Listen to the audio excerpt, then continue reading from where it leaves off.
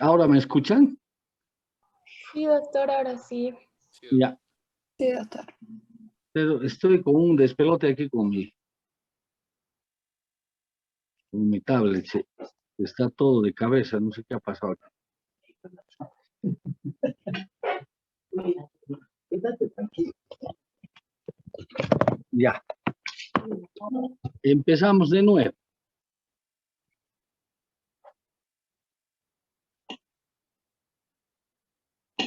Ya estábamos hablando de lo que me están oyendo, ¿no? Sí, sí, doctor. Ya estábamos hablando de la edad. ¿Qué importancia tiene la edad en la historia clínica para hacer el interrogatorio con los pacientes? Ustedes saben que hay patologías propias de los niños, patologías propias de la gente adulta joven, adulta mayor y de los ancianos. Entonces, cuando tenemos un paciente frente a nuestro, tenemos que analizar, tenemos que tener en cuenta, muy en cuenta, la edad del paciente, ¿no? Por ejemplo, un tumor renal aparece entre los 40 y 50 años, un tumor de vejiga entre los 60 y los 70 años. Criptorquidia es propio de los niños, la fimosis puede ser también niños y muy rara vez es de los adultos. Entonces, muy importante tomar en cuenta la edad. Sexo, lo mismo. Hay patologías propias del sexo femenino, patologías propias del sexo masculino. La ocupación. Los pacientes sedentarios, por ejemplo, los pacientes que trabajan en ambientes cálidos tienen propensión a desarrollar cálculos urinarios. Entonces, si viene un paciente con un dolor sospechoso de cólico renal y un paciente sedentario que trabaja en una panadería, por ejemplo, pueden ustedes pensar que podría ser un cólico renal porque está formando cálculos. El manejo de colorantes o anilinas, que son predisponentes para el cáncer de vejiga, por ejemplo. Los hábitos, ni qué decir de los hábitos, la dieta, el tabaco, el alcohol, todas estas cosas influyen en el diagnóstico de una persona. Entonces hay que poner con detalle todos estos puntos. Ustedes saben cuáles son las preguntas clásicas en semiología. ¿Qué, cómo, cuándo y por qué? Pues, cuando ustedes tienen la entrevista con el paciente, preguntarán primero, ¿qué es lo que le está pasando? ¿Qué? ¿Cómo ha empezado? ¿Desde cuándo? ¿Desde cuándo? ¿Y a qué atribuye usted? Es bien importante preguntar a qué atribuye, porque el paciente probablemente les pueda decir, sí, yo levanté un peso muy grande, por ejemplo, y vino el dolor. Entonces puede ser, por ejemplo, una epidimitis que se pueda desencadenar por un esfuerzo súbito. ¿Ya? Y los síntomas.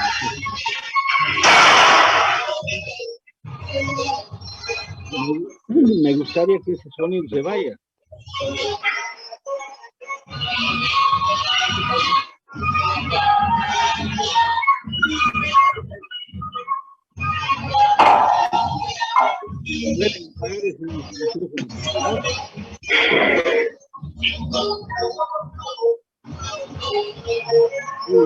¿Quién es? Basta pues, ya.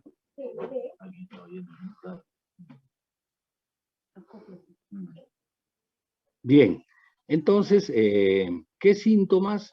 El dolor, por ejemplo, el dolor típico del cólico renal, dolor que empieza en la región lumbar y se irradia a la región abdominal y genital. La duración del dolor, un dolor cólico es un dolor intermitente, no es de duración permanente, tiene picos de ascenso y picos de descenso. Otro síntoma bien importante es la fiebre continua, intermitente, remitente, ¿no es cierto? Y finalmente los síntomas propios urinarios que son la disuria. ¿Qué es la disuria, por ejemplo? Dificultad y dolor al orinar. ¿Qué es la polaquiuria? Es la frecuencia aumentada en la micción. El paciente orina normalmente 5 veces en el día y 0 de noche. Eso es lo que debe hacer una persona normal. Una persona con polaquiuria orina más de 5 veces, 7, 8, 9 veces. Es un paciente con polaquiuria. El ardor, el tenesmo, es la sensación de querer seguir orinando después de haber vaciado la vejiga. Esto sucede generalmente en pacientes con procesos inflamatorios de la próstata, procesos inflamatorios de la vejiga. Una cistitis, por ejemplo, produce tenesmo vesical, que produce mucha molestia en los pacientes, sobre todo en el sexo femenino. La urgencia. Paciente que no puede posponer la gana de orinar, tiene que orinar en cualquier lugar porque no se puede orinar encima. Signos. Hematuria. Saben que la hematuria es la emisión de orina con sangre. Piuria, la emisión de orina con pus. Filamenturia, la emisión de orina con filamentos de moco, sobre todo en los procesos inflamatorios crónicos, principalmente de la próstata. Incontinencia, bueno, hay variedades de incontinencia que después podemos especificar, pero decimos que incontinencia es la pérdida involuntaria de orina. Y pérdida involuntaria de orina. Menuria. La menuria muchas veces lleva a confusión, es cuando la mujer está con su periodo menstrual y al orinar, lógicamente, mezcla con la sangre menstrual y pareciera que estuviera con hematuria, entonces es una menuria. La enuresis es la pérdida de orina durante la noche, es por orinarse en la cama, eso sucede generalmente en los niños, etcétera, etcétera. Bueno, como ven ustedes, hay muchos síntomas que podemos analizar. El examen físico a nivel renal, la inspección en primer lugar de la región lumbar abdominal. En la región lumbar hay que ver si hay deformidades, si hay cambio de color, aumento de temperatura de la región lumbar. A nivel abdominal lo mismo, si hay abombamientos, deformidades que podrían corresponder, por ejemplo, a un tumor renal, a un tumor retroperitoneal. La palpación siempre se hace una palpación abdominal general, superficial primero para ver la sensibilidad y segundo una palpación profunda para determinar si hay masas o visceromegales. Los puntos renoureterales, existen 3 puntos renoureterales, el superior, el medio y el inferior.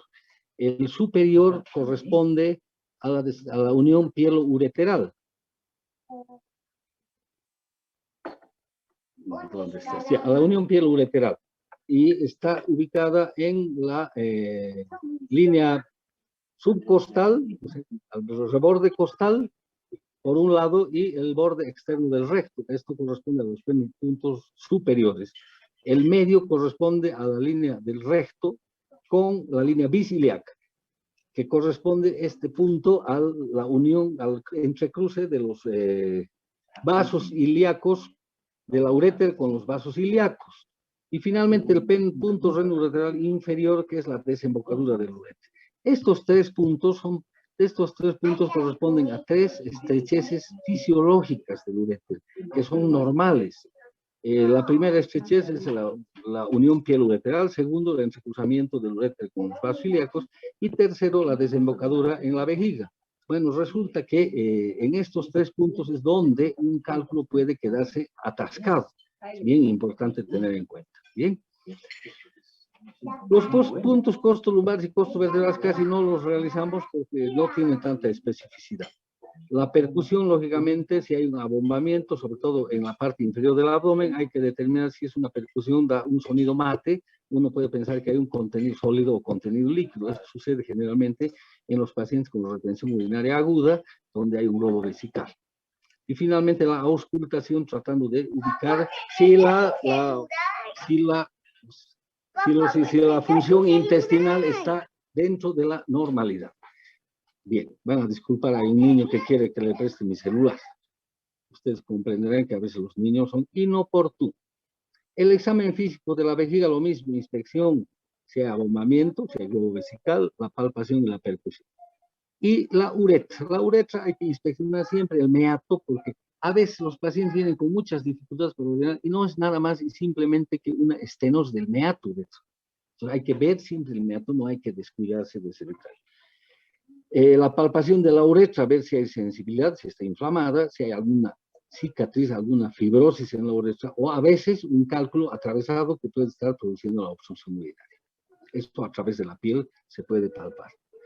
Y finalmente, a nivel del escroto, lo mismo hay que hacer la inspección del escroto, si está aumentado de volumen, si ha cambiado de color, cuando hay un proceso inflamatorio infeccioso agudo, o cuando los pliegues del escroto se han borrado, eso quiere decir que hay tensión en el escroto, ya sea por un hematoma, por una epididimitis o por cualquier otra patología que esté aumentando el volumen escrotal. La transiluminación con una linterna, por detrás del testículo se pone una linterna potente en un ambiente medio semi-oscuro para ver si transilumina la luz. Esto sobre todo cuando hay una masa testicular, queremos saber si es contenido sólido o líquido. Si ustedes ponen la linterna por detrás y hacen la transiluminación y traspasa la luz, se puede ver cómo pasa la luz, entonces es contenido líquido. Si no pasa la luz, es contenido sólido. ¿Hasta ahí está bien? ¿Hay alguna duda?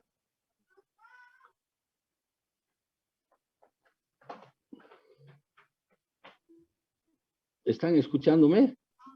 Sí, doctor, se entendió. ¿Se entendió? ¿Está entendible? Ya, esto es un repaso simplemente de semiología que ustedes ya tienen que haber estudiado en la materia de semiología, lógicamente, pero más específicamente a la parte urológica, la palpación testicular entre dedo índice y anular, se capta el testículo, y entre el dedo medio y anular, y con el dedo índice y pulgar se hace la palpación. Hay que palpar el deferente, lo mismo el pene, hay que ver si el prepucio es libre, si es rebatible, si no está cerrado, si no hay una fimosis, etcétera, etcétera, etcétera. La próstata, aquí en la próstata es muy importante tomar en cuenta el tacto rectal, ¿ya? Para examinar la próstata no hay mejor forma de examinación que el tacto rectal. ¿Por qué? Porque ustedes saben que el recto está en estrecha vecindad con la próstata. Entonces ustedes introduciendo el dedo en el recto pueden palpar directamente la próstata. ¿Y qué detalles vamos a ver en la palpación de la próstata? No solamente vamos a palpar la próstata, vamos a empezar por ver el esfínter anal. Ustedes dirán qué importancia tiene el esfínter anal. Es muy importante porque refleja el comportamiento del resto de los esfínteres. Entonces, si tenemos ustedes un esfínter normotónico, o sea, normal, entonces seguramente el esfínter urinario debe estar normal. Si tenemos un esfínter hipertónico, entonces seguramente hay una hipertonicidad también de los esfínteres urinarios, y finalmente si hay un esfínter hipotónico, probablemente el esfínter urinario también sea hipotónico. Entonces, ¿qué importancia tiene esto? Puede condicionar o puede demostrar que hay una vejiga neurógena de por medio, ¿ya? Y a ver, yo cuando tengo que operar una próstata, lo primero que hago es determinar si el esfínter anal está normal. ¿Por qué? Porque si encuentro un esfínter anal hipotónico, probablemente el esfínter urinario esté también así. Entonces, si lo opero de próstata, es muy posible que el paciente pueda quedar con incontinencia después urinaria después de la operación. Entonces, es muy importante que yo calibre el esfínter anal y vea si es normal o es hiper o hipotónico. La ampolla rectal generalmente tiene que estar vacía. Pero si hay materia fecal impactada, también puede ser causa de obstrucción urinaria. Entonces, de pronto, el problema no es urinario, sino simplemente intestinal. Evacuando esa ampolla rectal con materia fecal impactada, el paciente ha de mejorar en su misión. El tamaño, ¿qué tamaño tiene la próstata normalmente? La próstata tiene el tamaño de una nuez o de una avellana. Ese es el tamaño normal. Y a partir de eso uno puede decir tamaño agrandado en un grado 1, 2, 3 o 4. ¿Qué significa grado 1, 2, 3 y 4? El primer grado quiere decir que hay un 50% de aumento del tamaño de la próstata. El grado 2 significa que hay un aumento del tamaño en un 100%, que está duplicado su tamaño. El grado 3, 150%, el grado 4, 200 o más por ciento. Nosotros en el hospital, en el servicio, hemos hecho, digamos, una explicación comparativa para que ustedes tengan una idea más cabal, más objetiva, porque el tacto es a veces medio subjetivo, de qué tamaño está la próstata. Entonces diríamos que la próstata normal se parece a una nuez o avellana. Una nuez, ya. El grado 1 de aumento decimos que podría ser del tamaño de un limón. El grado 2 del tamaño de un durazno. El grado 3 de una naranja. Y el grado 4 de un pomelo o más grande si quieren, porque algunas veces hemos sacado más grandes. Bien. El surco medio es el surco entre ambos lóbulos, que ya después cuando veamos adenoma de próstata se van a fijar con más detalle. Aquí no tengo un gráfico, pero el surco medio nos demuestra que hay división entre ambos lóbulos. Y si ese surco medio está presente, quiere decir que no hay hiperplasia, no hay hipertrofia prostática. Los límites tienen que ser bien demarcados, los límites, tiene que haber una delimitación completa de la próstata, porque cuando hay un cáncer de próstata los límites se pierden. se difuminan y ya no pueden encontrar un límite exacto. La superficie tiene que ser lisa. Si encuentran nódulos, pueden ser sospechosos de cáncer. Y la consistencia. ¿Qué consistencia de la próstata normal? La próstata normal tiene una consistencia blanda. La próstata hiperplásica tiene una consistencia fibroelástica. Y la próstata cancerosa tiene una consistencia duro o pétrea. Bien. Sensibilidad de temperatura, otro detalle también a analizar. La próstata es normotérmica y es indolora, pero próstatas inflamadas e infectadas, por ejemplo, una prostatitis aguda, son muy dolorosas y con aumento de la temperatura local. Bien, la inspección vulvovaginal en las mujeres también es muy importante ver el meato, porque a veces la estrechez del meato en las damas produce mucho problema urinario y son a veces causa de infecciones recurrentes. Me refiero a infecciones urinarias recurrentes. Un meato estrecho puede ser la causa y simplemente dilatando el meato puede resolverse el problema de infección recurrente. Se da el antibiótico y no vuelve más.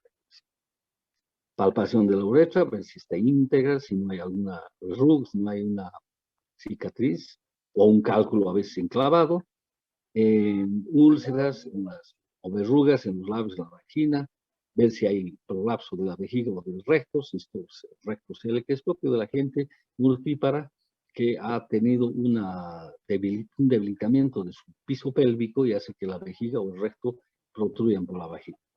Y la elasticidad de infiltración vaginal, la presencia de fístulas, en fin, hay un montón de detalles que hay que ver. Bien. Creo que eso es en cuanto se refiere al examen urológico.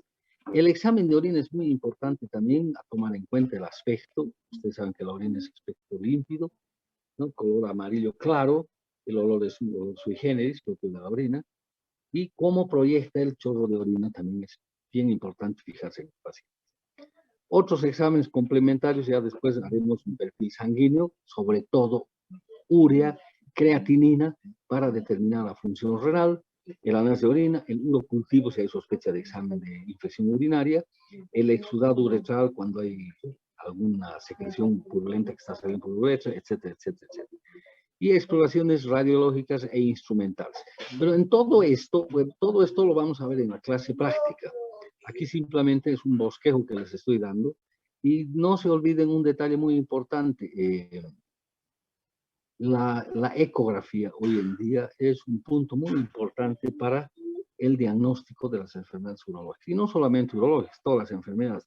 Pero los ecógrafos tienen alta sensibilidad y se pueden detectar muchas cosas, tumores, traumatismos, ruptura de vejiga, lesión de riñón, epididimitis. El ecodoppler puede determinar si hay o no hay llegada de sangre al testículo cuando se sospecha de una torsión testicular, etcétera, etcétera, etcétera.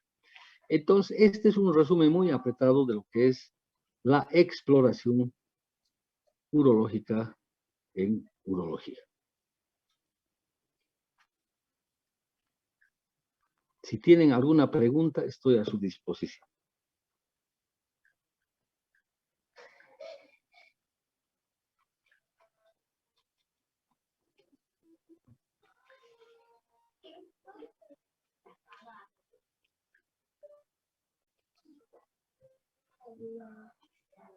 Creo que ha sido un resumen un poco acelerado por la hora, ¿no es cierto? Hemos empezado tarde, no he encontrado mis diapositivas, bueno, son percances que a todos nos pasa en la cuestión virtual. Porque cuando estamos en la clase presidencial es otro gallo canta. Sin embargo, el docente tiene que estar preparado para lanzar cualquier clase. Yo pensaba hablarles de malformaciones congénitas y he terminado hablando de la exploración clínica. Y puedo hablar de cualquier tema, pero tampoco nos vamos a ir de forma desorganizada a avanzar la materia. Pero esto creo que era importante. Ya en práctica vamos a ver el resto. Quiero saber si tienen alguna pregunta para que podamos terminar la clase. Creo que todo estaba claro, doctor. Bien. Y van a disculpar por el percance virtual que he tenido. No sé qué habrá pasado, ahora voy a revisar bien mis diapositivas. Y entonces nos veremos el jueves a las 6:15 como hemos convenido. ¿De acuerdo? Está bien, doctor. Doctor. Bueno, como no hay preguntas, entonces, y en otras les recomiendo, si quieren bailar, cantar, háganlo cuando no estén en clases, ¿ya? Porque he escuchado unas músicas ahí bastante, unas cuyahuadas y no sé qué, estaban cantando a viva voz. No sé quién habrá sido la autora, tiene una voz regular, pero le falta afinar todavía un poquito. Yo de música sé bastante, entonces les puedo dar también una charlita de lo que es afinar un poco la voz, pero mejor no mezclaremos urología con canto, ¿no?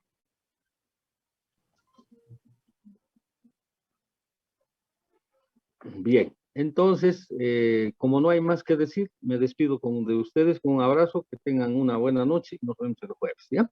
Hasta luego. Gracias, doctor. Hasta luego. Doctor. Una cosita, el link es el mismo para todas las clases, o sea que ya no hace falta que yo les pase el link. Bueno, ya saben por dónde tienen que entrar y nos vemos a las 6:15. Adiós, adiós. Hasta luego, doctor.